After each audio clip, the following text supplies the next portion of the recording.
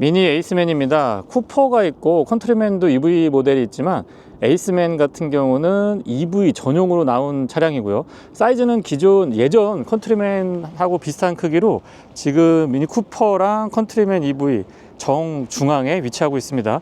헤드램프가 조금 예쁘게 구성이 되어 있는데요. 너무 동글동글한 것보다는 이 아래쪽에 이 라인하고 이렇게 맞춰 놨거든요. 그래서 일체감 같은 것들도 좋고, DRL은 다양한 형태로 디자인을 다르게 적용을 할 수도 있습니다.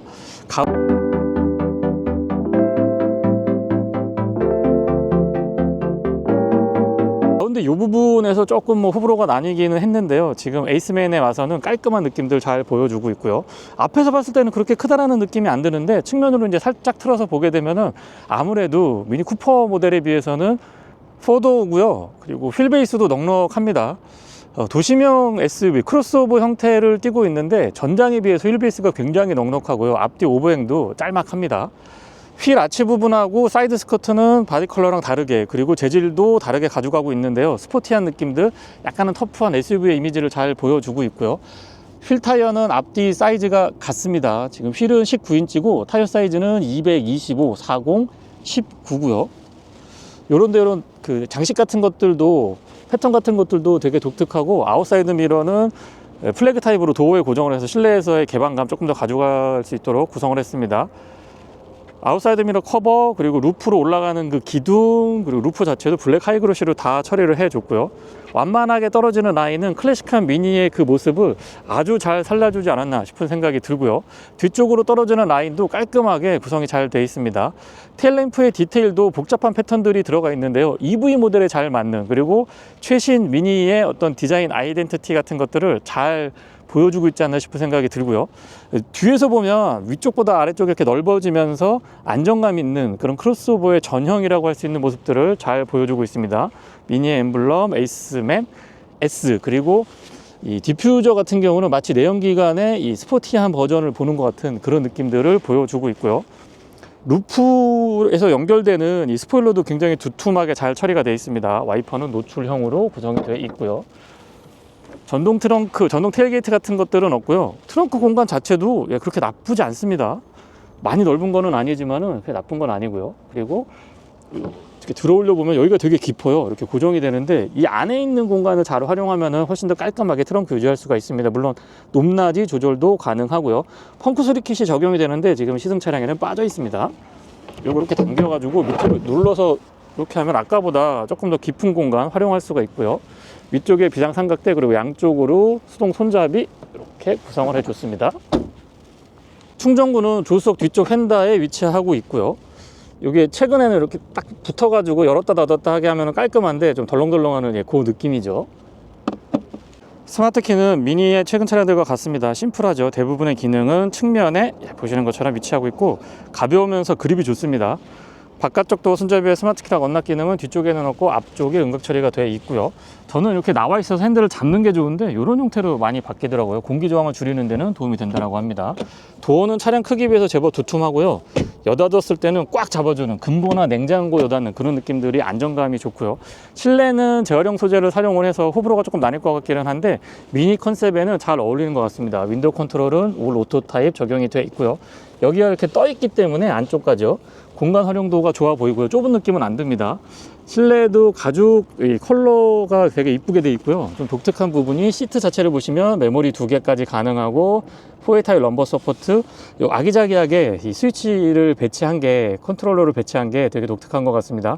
조금 아쉬운 점은 이 평평해야 되는데 아래쪽은 이렇게 내려가고 위쪽이 올라와 있어서 자세 잡기가 약간 애매할 수도 있고요. 가죽은 질감 좋고 너무 예쁘고요. 헤드레스트가 일체형인데 제 체형에서는 그렇게 잘 맞지는 않았습니다. 썬루프는 파노라마 타입이고, 지금 보시는 것처럼 유리 면적이 굉장히 넓죠. 이너 커튼도 전동으로 지원을 해줍니다. 센터 터널이 바닥에 깔려 있기 때문에 이 공간 잘 활용할 수가 있고, 암레스트도 조절 가능하고요. 이런 데도 이렇게 오픈되어 있기 때문에 공간 활용이 좋습니다. 페달은 조금 작은데 싶지만 조작에 불편함은 없었고요. 풋레스트는 넓게 자리하고 있어서 생각보다 사용이 편했습니다. 틸팅 앤 텔레스코픽은 4웨이 전동이 아닌 일반 수동으로 이 레버 형태로 지원을 해주고 있고요. 이런 재질이 되게 독특해요.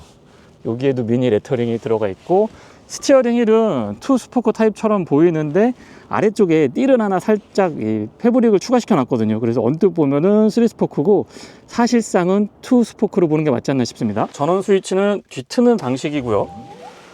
여기 전기차다 보니까 확실히 조용합니다. HUD는 이 팝업되는 형태인데 개인적으로 그렇게 선호하지는 않고요. 아예 없던가 적용을 해줄 거면은 그냥 유리에 반사하는 타입이 좋은 것 같습니다. 스티어링 휠 좌측에는 어댑티브 크루즈 컨트롤에 관련된 기능들, 우측에는 인포테인먼트에 관련된 기능들 깔끔하고 동글동글한 디자인과 이 패턴 그리고 재질 같은 것들을 신경을 많이 써가지고 보기에 굉장히 이쁩니다. 9.4인치였던가요? OLED 이 디스플레이는 깔끔하면서도 가운데 있는 것 치고는 그렇게 이질감 같은 것들이 없었습니다. 되게 아이코닉하게 움직여서 저는 이거 적응하는데 시간이 조금 필요하더라고요. 뭐 주행 설정 같은 것들, 그리고 나와서 다시 보면 주행 데이터, 그 다음에 실내 카메라, 실내 카메라 기능도 있거든요. 그리고 공조 장치는 여기에서 이제 사용할 수가 있도록 준비가 되어 있는데 열선, 스티어링 휠의 열선이 3단으로 가능하네요.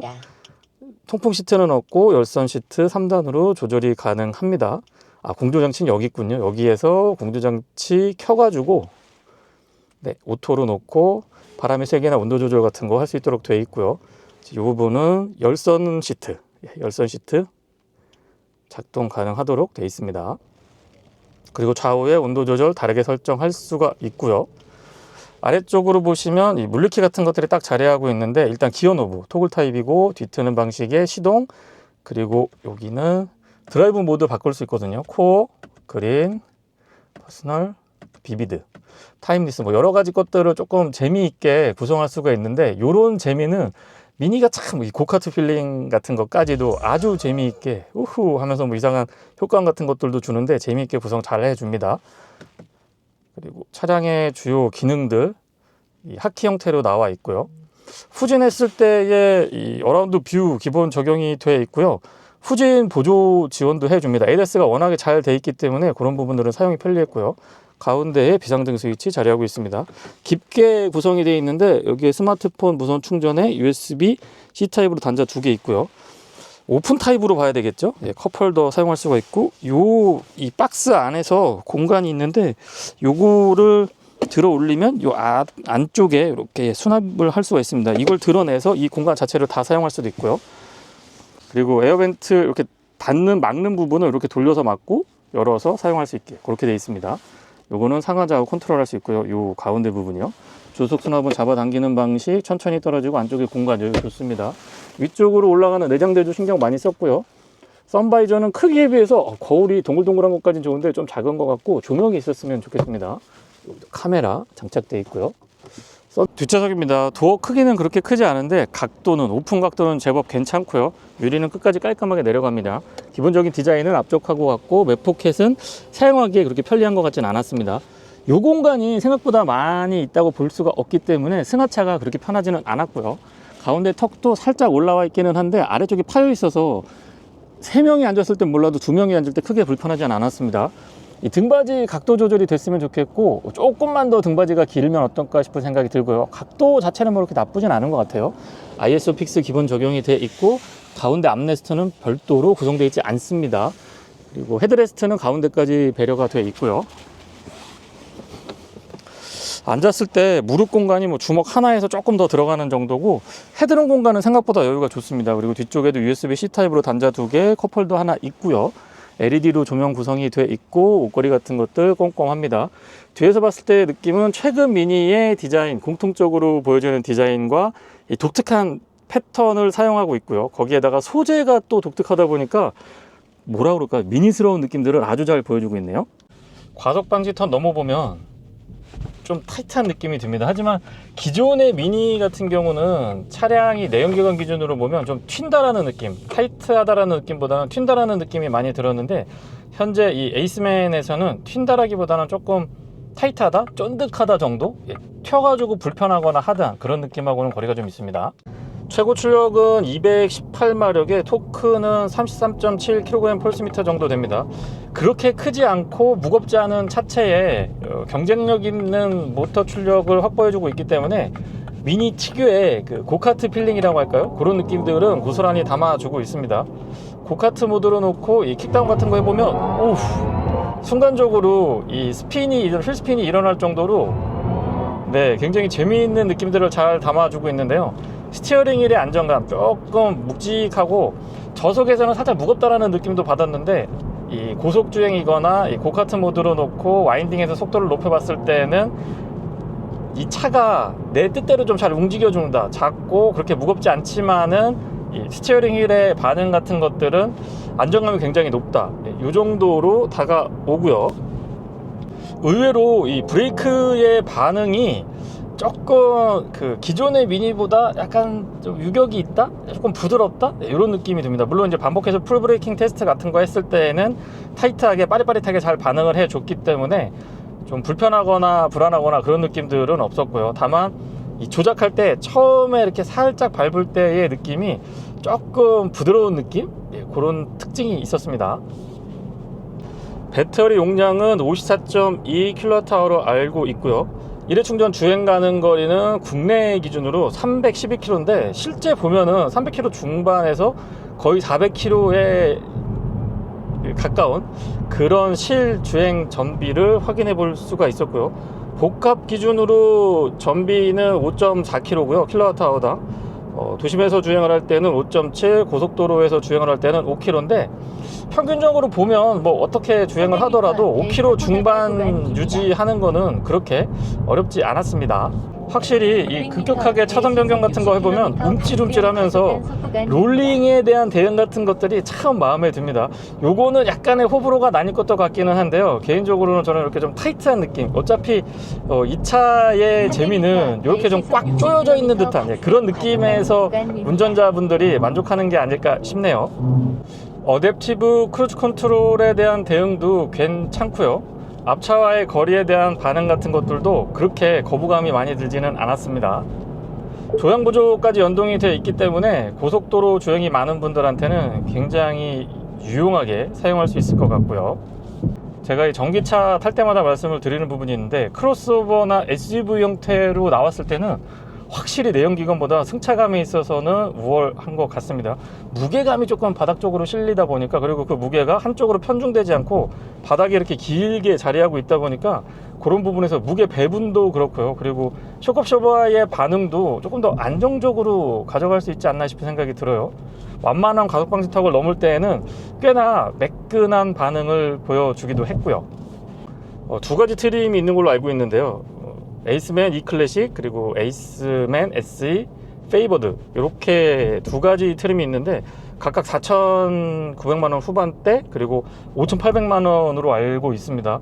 두 가지 다 풀로 이 정부 보조금을 지원받을 수 있기 때문에 선택할 때 어떤 경제적인 메리트 같은 것들도 놓치지 않았고요. MVH에 대한 대응도 괜찮은데요. 이중접합 차음 유리 아니고 일반 유리인데 그렇게까지 이 풍절음이나 공명 같은 것들이 신경 쓰이지는 않았습니다.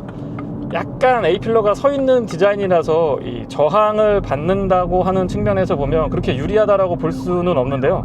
그럼에도 불구하고 이 MVH에 대한 대응이 괜찮은 편이기 때문에 크게 거슬리는 소음 진동 같은 것들은 없었습니다.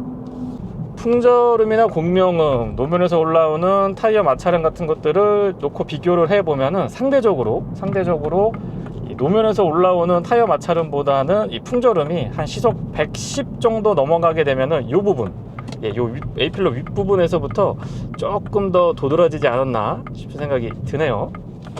이 맵 안쪽에 카메라가 있어서 실제로 신호 체계라든가 이런 것들을 보여주고 있는데요. 이런 부분들도 운전할 때 처음에는 저게 뭐 보여주는 게 의미가 있나? 라고 생각을 했는데 적응을 좀 하고 나니까 이 내비게이션에 보여주는 맵하고 실제 이 화면을 작게나마 보여주니까 훨씬 더 도움이 많이 되는 것 같습니다. 정확한 위치나 정확한 상태를 파악할 수 있는 측면에서 말이죠. 경쟁력 있는 차량 크기 덕분에 이 도심에서 주행을 할 때 크기에 대한 부담감이 전혀 없습니다. 그러면서 타고 내릴 때의 불편함도 없고요. 트렁크 공간도 300리터로 알고 있고 뒤쪽 등받이 접으면 1000리터 이상 확보가 되는 걸로 알고 있거든요. 그래서 공간 활용도 측면에서도 나름 또 괜찮고요. 또 차량의 크기는 경쟁력이 있기 때문에 그렇게까지 뭐 이렇게 좁은 골목길이나 구도심 그리고 지하주차장 들어갔다 나왔다 할 때도 신경 많이 쓰이진 않았습니다. 네, 이상 미니 에이스맨 모델의 시승기를 마치겠습니다. 고맙습니다. 소소한 부분이긴 한데요. 요 내릴 때 도어 캐치가 여기 어디 있었으면 좋겠는데 여기 있거든요. 그래서 제가 이렇게 키가 큰 편도 아닌데 이거 이렇게 열고 내릴 때가 자세가 이게 여기가 조금 애매했던 것 같아요.